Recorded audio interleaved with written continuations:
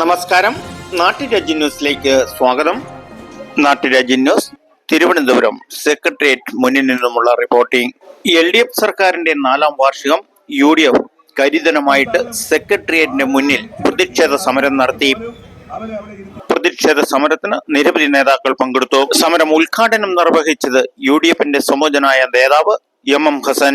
സെക്രട്ടേറിയറ്റിന് മുന്നിൽ പോലീസ് വൻ വാരിക്കോട് തീർത്തുകൊണ്ട് വൻ പോലീസ് സന്നാഹമായിരുന്നു പ്രതിഷേധ സമരത്തെ പ്രതിരോധിക്കാൻ. പിതാവിനും പുത്രിക്കും മരാമത്ത് മാപ്പിളയ്ക്കും സ്തുതി പാടുന്ന മാർക്സിസ്റ്റുകാരും DYFIക്കാരുമാണ് ഇത് കേരളത്തിൽ. അവരുടെ കൂടി മാർക്സിസ്റ്റുകാരുടെ നടത്തിയിട്ടുണ്ടോ?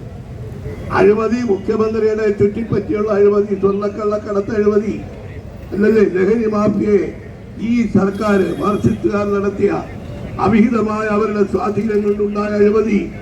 അതുമാത്രമല്ല, അവസാനം മുഖ്യമന്ത്രിയുടെ പേരിൽ, മുഖ്യമന്ത്രിയുടെ മകളുടെ പേരിലുണ്ടായ അഴിമതി ആരോപണം അന്വേഷണം നടക്കുകയാണ്.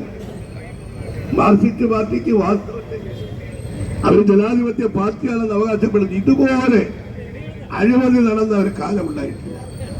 മാർക്സിസ്റ്റ് സഖാക്കന്മാർ ഇന്ന് ആഘോഷവേളയിൽ മുഖ്യമന്ത്രിക്കും മുഖ്യമന്ത്രിയുടെ മകൾക്കും പൊതുമരാമത്ത് വന്നു സ്തുതി പാടിക്കൊണ്ട് മുദ്രാവാക്യം വിളിക്കാൻ ഇവിടെ വാഴ്ത്തുപാട്ട് വന്നു നടത്തിയിട്ടുണ്ടോ?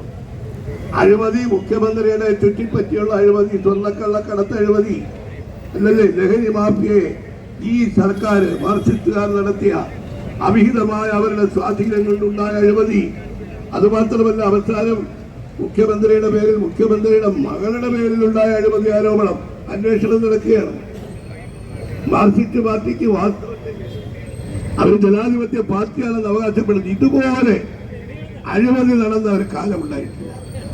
മാർക്സിസ്റ്റ് സഖാക്കന്മാർ ഇന്ന് ആഘോഷവേളയിൽ മുഖ്യമന്ത്രിക്കും മുഖ്യമന്ത്രിയുടെ മകൾക്കും പൊതുമരാമത്ത് വന്നു സ്തുതി പാടിക്കൊണ്ട് മുദ്രാവാക്യം വിളിക്കാൻ ഇവിടെ വാഴ്ത്തുപാട്ട് വന്നു.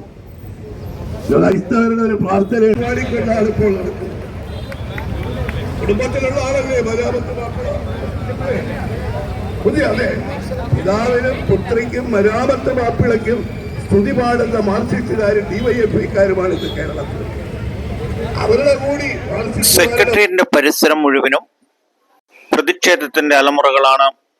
ആശാ വർക്കറുടെ സമരം 100 ദിവസം തികയുമ്പോൾ ഇന്ന് വൈകുന്നേരം പന്തം കൊളുത്തി പ്രകടനവും ഉണ്ട്. നാട്ടുരാജ്യ ന്യൂസിനു വേണ്ടി ക്യാമറ ആൻഡ് റിപ്പോർട്ടിംഗ് തിരുവനന്തപുരത്ത് നിന്നും KK വിജയൻ.